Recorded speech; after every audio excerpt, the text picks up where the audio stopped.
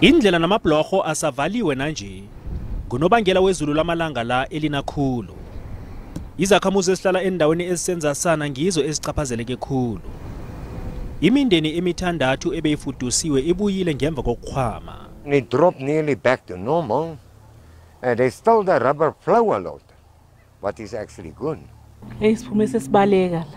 Sithathe nje ukuthathekayo. Ngoba ekseni nje ayibukubheda vele. Akunazehlakalo zokulimala kwabongazimbi ezibikiweko.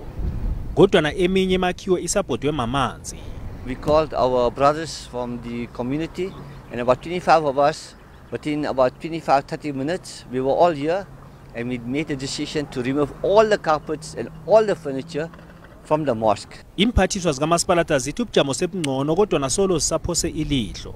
At the moment, at least now, even at Mayerville Bridge, at least cars are getting to the other side. At least the situation is much better, but we are still trying to monitor and advise people that they can use other alternative roads if necessary. Usipati Modise uthi basasebenzisana namapholisa ngokubambisana khulu kulezi ndlela namabhlorho asavaliweko.